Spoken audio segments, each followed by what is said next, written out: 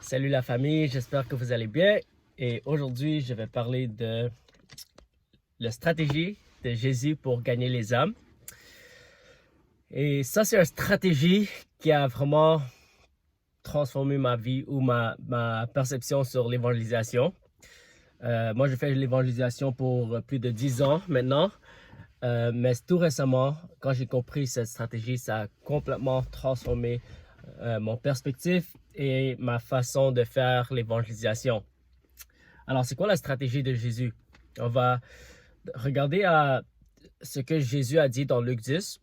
Jésus, quand il a envoyé ses disciples, il a dit, trouve des malades, guéris les malades, chasse les démons, ressuscite les morts, purifie les lépreux. Et quand vous trouvez une maison de paix, vous restez dans cette maison. Alors d'abord, il dit, si on ne te reçoit pas, tu quittes. Si on te reçoit, tu déclares la paix sur cette maison et tu restes dans cette maison. Et il dit même spécifiquement de ne pas aller de maison en maison, mais de rester là où on vous reçoit, là où on te nourrit, là où on t'invite chez eux.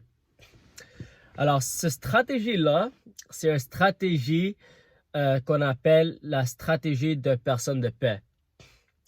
Et je vais vous dire comment ça fonctionne. Quand on sort pour évangéliser ou quand on sort pour être, on est parmi les non-croyants, le but c'est de trouver quelqu'un qui a des caractéristiques d'une personne de paix. Et ça, c'est une stratégie très efficace. Je vais vous expliquer pourquoi. Mais c'est quoi une personne de paix? C'est quoi les caractéristiques d'une personne de paix? Les personnes de paix, on peut le trouver partout. Je ne dis pas que c'est facile à trouver des personnes de paix, mais ils sont partout. Alors, le plus de conversations que tu as avec les gens, les non-croyants, le plus de personnes de paix tu vas trouver.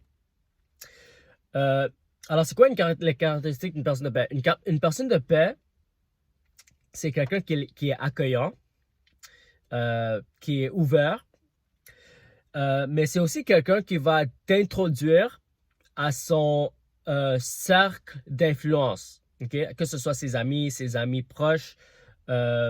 C'est quelqu'un qui va ouvrir sa communauté à toi.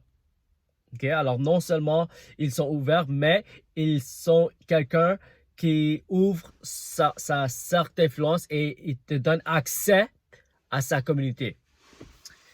Et la troisième caractéristique, c'est une personne de paix, c'est quelqu'un qui obéit à la parole de Dieu. Okay? Alors, c'est ce genre de personnes-là qu'on doit trouver. C'est ça le focus. Alors, c'est un peu différent de la stratégie traditionnelle qu'on est habitué. Nous, on a l'habitude de évangéliser les gens, gagner les âmes un par un. Une personne à la fois, on essaie de gagner les âmes. Mais cette stratégie est différente parce qu'on ne focus pas seulement sur la personne, l'individu, mais on veut aussi gagner ses amis et sa famille. On veut gagner son entourage, sa communauté. C'est ça l'idée. Alors voilà la stratégie de personne de paix et ça, c'est la stratégie de Jésus. Comment peut-on trouver des personnes de paix? Selon Jésus, dans Luc 10, il a dit quoi? Quand vous entrez dans un village, trouve les malades et guéris les malades. Chasse les démons, ressuscite les morts. Et c'est applicable aussi aujourd'hui. On est appelé à guérir les malades, chasser les démons. Mais en d'autres termes, on doit répondre à un besoin. On doit démontrer l'amour par action. Et il y a beaucoup de différentes méthodes. Comment faire ça? Comment servir ta communauté? Ça peut être amener la nourriture, ça peut être amener les épiceries, ça peut offrir un service. Et vous pouvez trouver des services que vous pouvez offrir. Si par exemple tu fais la musique, tu peux offrir des cours de musique. Ça c'est juste des exemples.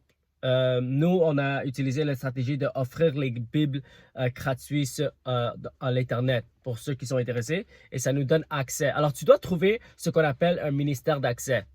Que ce soit la guérison, que ce soit répondre à un besoin, ça peut être les affaires, ça peut être l'éducation. Les stratégies sont vraiment illimitées, mais l'idée, c'est de servir et démontrer l'amour avec l'action, Mais non seulement l'action, mais on doit leur dire pourquoi on fait. On doit leur dire on le fait parce que Dieu nous a commandé à le faire ou Dieu veut vous démontrer l'amour à travers ses actions. L'idée, c'est vraiment de ne pas prendre le crédit pour nous-mêmes quand on fait des actes de service, mais on donne le crédit à Dieu. Parce que si tu fais les actes de service, mais tu ne donnes pas le crédit à Dieu, la gloire revient à toi et non à Dieu. Mais dans l'autre côté, si tu fais juste les déclarations de Dieu sans les actes, sans les actions, ça peut être comme l'hypocrisie et les gens ne seront pas ouverts à ça. Alors l'idée, c'est de démontrer l'amour, mais aussi proclamer la parole ou donner le crédit à Dieu, donner la gloire à Dieu. Alors ça, c'est une stratégie le plus efficace pour trouver des personnes de paix, c'est à travers le service. Okay? Alors trouve ce qu'on appelle un ministère d'accès. Après ça, on va chercher ce qu'on appelle des personnes de paix. Et les personnes de paix, c'est les personnes avec qui on doit vraiment s'investir. Quand on trouve une personne de paix, on doit focuser sur cette personne, rester connecté avec cette personne, former cette personne. Encore, une personne de paix, c'est quelqu'un qui est accueillant, qui est ouvert et qui t'introduit à sa famille et sa communauté. Souvent, c'est quelqu'un qui a déjà de l'influence. Ça peut être un leader, comme ce qu'on appelle, il y a plusieurs imams, les leaders de l'islam, qui peuvent être des bons candidats pour les personnes de paix. Et j'ai entendu beaucoup de témoignages, des histoires des imams qui ont amené beaucoup de musulmans à Jésus parce qu'ils avaient déjà une influence. Okay? Quand on regarde la Bible, il y a plein d'exemples de personnes de paix dans la Bible. Regarde la femme samaritaine. C'était pas seulement elle qui a reçu le salut, mais elle a introduit tout sa village à Jésus. Voilà un exemple. Un autre exemple, c'est le démoniaque. Quand Jésus a délivré le démoniaque, il est parti partout dans son village proclamer ce que Jésus a fait pour lui. Alors ça, c'est quelqu'un qui est considéré aussi une personne de paix. Et souvent, on voit que c'est quelqu'un qui a soit une très mauvaise réputation, comme la femme adultère qui avait comme 5 maris, ou le démoniaque, même les Zachée. Zachée, il était un collecteur d'impôts. Il n'avait pas une bonne réputation, mais il avait une influence. Il avait quand il a invité Jésus chez lui, il avait plein de pécheurs. Okay? Alors, souvent, une personne de paix, c'est quelqu'un avec soit une forte mauvaise réputation ou une bonne réputation. Un autre exemple d'une personne de paix, c'est Corneille. Corneille, la Bible nous dit qu'il avait une très bonne réputation et même Dieu honorait le fait qu'il donnait aux pauvres avant qu'il était né nouveau. Il était quelqu'un avec une bonne influence et il avait de l'influence et la Bible nous dit que toute sa famille a été sauvée. La même chose avec le gardien qui gardait Paul et Barnabas dans le prison. La Bible nous dit que lui et toute sa famille a été sauvés. Alors, il faut trouver des personnes de paix, les personnes comme ça, parce que dans la Bible, ça, c'était la stratégie qui a été utilisée par Jésus et les apôtres. C'est ça qui était commun, que on avait accès non seulement à l'individu, mais aussi à la famille de l'individuel, la cercle d'influence de l'individuel. Alors, c'est important de comprendre cela parce que c'est cette stratégie-là qui va amener la multiplication. Parce que le réveil ne va jamais venir à travers l'addition, les saluts individuels, mais ça va venir à travers la multiplication et les saluts en groupe. Et je vais vous donner une statistique très intéressante. Si tu regardes les actes des apôtres, quand on regarde toutes les fois où les gens ont donné leur vie à Jésus, est-ce que vous savez, il y a combien de ces saluts ont été individuels? Seulement 3. Seulement, l'apôtre Paul a été sauvé individuellement. Il y a l'Éthiopien, l'unique Éthiopien. Et la troisième, c'est Sergius Pilate. C'est un homme qui a donné sa vie à Jésus individuellement. Mais tous les autres exemples, comme par exemple la famille de Corneille, la famille de le gardien, la famille de Lydia, Pierre au jour de Pentecôte, c'était tous des saluts en groupe. Alors parmi tous les saluts, il y a plus de 30 de ces où les gens ont donné leur vie à Jésus, dans les Actes des Apôtres, il y a seulement 3 qui étaient individuels. Ça ne veut pas dire que les saluts individuels, c'est pas bien, c'est très bien aussi. C'est très bien que les gens donnent leur vie à Jésus individuellement, mais dans la Bible, c'était pas le plus commun, c'était la minorité. Et il faut comprendre cela. Pourquoi? Parce que pour amener le réveil, il faut focuser sur la multiplication et non sur l'addition. Alors voilà la stratégie de trouver une personne de paix. Et comment peut-on faire ça aujourd'hui? Si vous avez regardé ma dernière vidéo, j'ai expliqué comment on peut commencer des cellules ou des groupes maison. Et comme j'ai mentionné, pour trouver des personnes de paix, on doit avoir accès à une communauté ou accès à un groupe de personnes. On peut trouver des stratégies pour passer du temps avec les non-croyants sans que ça soit bizarre. OK? Alors, c'est comme une stratégie pour avoir accès sans qu'ils se sentent comme si on est là juste pour leur convertir. On peut trouver des moyens pour servir, démontrer l'amour de Dieu, qu'il accepte l'évangile ou non.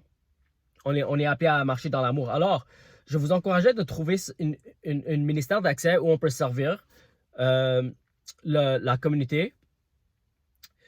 Et à travers cette stratégie, tu vas pouvoir passer plus de temps avec les non-croyants. Et parmi ces non-croyants-là, le plus qu'on ait des conversations spirituelles, aussi dans ma dernière vidéo, j'ai expliqué comment avoir des conversations spirituelles.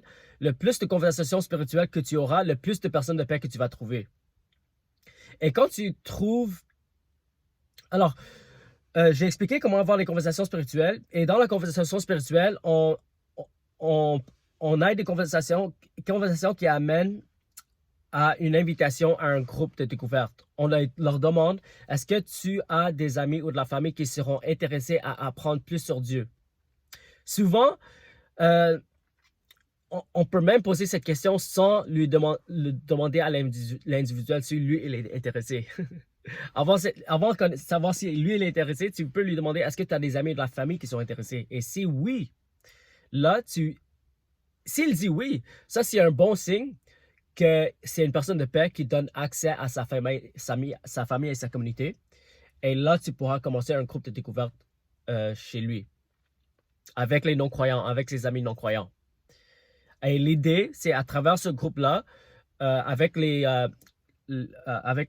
stratégies que je vous ai expliquées dans ma dernière vidéo, l'idée, c'est ce groupe-là donne leur vie à Jésus, que tout le monde dans ce groupe-là soit baptisé, et que ça devienne une église et ils deviennent des disciples de Jésus qui sont obéissants et qui reproduisent le même processus d'accéder à leur communauté à travers l'amour, à travers le partage de la parole et à travers trouver des personnes de paix et commencer d'autres groupes, et c'est comme ça que ça se multiplie. Alors voilà la stratégie de Jésus, la stratégie qu'on voit dans la Bible. Et nous, on est tellement habitués à faire l'évangélisation de la façon qu'on a été appris, mais ce n'est pas forcément la stratégie la plus efficace ou même le plus biblique. Parce que je vais vous expliquer quelque chose. Nous, on a l'habitude d'inviter des gens à notre église. Mais qu'est-ce qui se passe quand on invite les gens à notre église? Souvent, si quelqu'un donne leur vie à Jésus, individuellement, et on les invite à notre église, ce qui arrive, c'est ils sont isolés de leur famille. Alors, regarde, ils avaient déjà une communauté, ils avaient un environnement, ils avaient une culture, une tradition, les traditions dans une famille. Quand on les invite à l'église, ce qui arrive, c'est qu'on les isole de leur famille. Ils viennent dans notre culture, dans notre tradition, dans notre environnement. Et souvent, ça peut amener des problèmes. Souvent, la famille peut penser que la personne est dans un secte où il se pose beaucoup de questions. Pourquoi la personne est maintenant séparée de nous? Pourquoi la personne est maintenant avec une autre famille? Et ça se comprend. Tu vois, imagine quelqu'un de ton église, par exemple. Il y a quelqu'un dans une autre religion, une autre secte qui a isolé la personne de ton église et les a amenés à leur communauté. OK? Alors, il faut juste pour qu'on comprenne un peu. Et souvent, ça peut amener la persécution qui n'est pas forcément nécessaire. parce qu'on les isole de leur famille, de leur communauté, et souvent, la famille et leur communauté, on les perd parce qu'ils sont maintenant fâchés contre nous. Mais ce qui sera plus efficace, c'est quand la personne de paix qui est déjà dans un environnement ou une communauté, l'idée c'est qu'on ne les enlève pas de leur communauté, mais on les forme à être une lumière dans leur communauté. Comme ça, ils peuvent rester dans leur environnement, ils restent dans leur cercle d'influence, mais ils ont la lumière de Jésus et ils donnent accès à la parole de Dieu. Pourquoi? Parce que souvent, nous, en tant qu'étrangers, les gens ne sont pas forcément ouverts à nous parce qu'ils ne nous connaissent pas. Mais si la personne est déjà dans la communauté, les gens sont déjà ouverts à la personne. Et peut-être la personne a déjà un certain niveau d'influence. Souvent, quand il y a un leader dans un groupe qui change, tout le monde veut changer parce que tout le monde est influencé par cette personne-là. Alors, l'idée, c'est de trouver une personne de paix et après former cette personne à avoir accès à leur communauté. Et nous, c'est pas nous qui va aller forcément dans leur communauté. Oui, on peut peut-être au début pour aider, mais l'idée, c'est que c'est Dieu qui fait le travail à travers la formation des disciples, à travers la personne de paix qui est déjà dans la communauté. Et le processus se répète. Et c'est comme ça qu'on se multiplie. Okay? Alors, je ne sais pas si c'est clair pour tout le monde, mais voilà la stratégie de trouver une personne de paix. Alors, je vous encourage, si vous voulez, de lire Luc 10 et vous allez voir que c'est biblique. Et on voit beaucoup d'exemples dans la Bible de cette stratégie qui est utilisée par Jésus et même par les apôtres. Et aussi mondialement, c'est utilisé dans les pays où on voit beaucoup de réveils. Et la réalité, c'est que la stratégie qu'on utilise traditionnellement, c'est pas que c'est tout mauvais, c'est bien que les gens donnent leur vie à Jésus, mais s'il y a une méthode plus efficace ou plus d'âmes peuvent donner leur vie à Jésus, c'est important de le considérer et de aussi le mettre en pratique. Parce que si on continue à faire la méthode qu'on faisait, on va toujours avoir les mêmes résultats. Et en ce moment-là, les résultats ne sont pas bons, spécialement dans la francophonie. On est ici à Montréal, Québec, on est 1% évangélique né de nouveaux chrétiens. Dans toute la francophonie, c'est seulement 2%. Et beaucoup de méthodes dans la francophonie sont traditionnelles et pas forcément bibliques. Pas que ça a fait quand même beaucoup de bien, mais il y a des méthodes qui sont utilisées où il y a des grandes multitudes, les villes qui donnent leur vie à Jésus, qui sont prouvées d'être efficaces, et c'est les méthodes bibliques. Et si on met en pratique les méthodes de la Bible, là, je crois qu'on va voir beaucoup plus de résultats, beaucoup plus de nombre, beaucoup plus de disciples qui donnent leur vie à Jésus. Alors, je vous encourage d'utiliser cette méthode, trouver un ministère d'accès, chercher des personnes de paix. Quand vous trouvez une personne de paix, focus à discipuler cette personne et commencer un groupe avec la personne de paix et sa famille. Et j'ai expliqué étape par étape comment faire ça dans la dernière vidéo. Alors, si vous voulez, vous pouvez regarder la dernière vidéo, comment commencer une cellule maison ou une groupe maison. Et voilà. Et c'est comme ça qu'on pourra avoir la multiplication. Alors, si vous avez plus de questions sur ça, n'hésitez pas à me contacter. Si vous êtes intéressé à faire une formation sur comment former les disciples, implanter des églises, n'hésitez pas à me contacter. Et voilà. Et voilà. Que Dieu vous bénisse et je vous souhaite une excellente journée.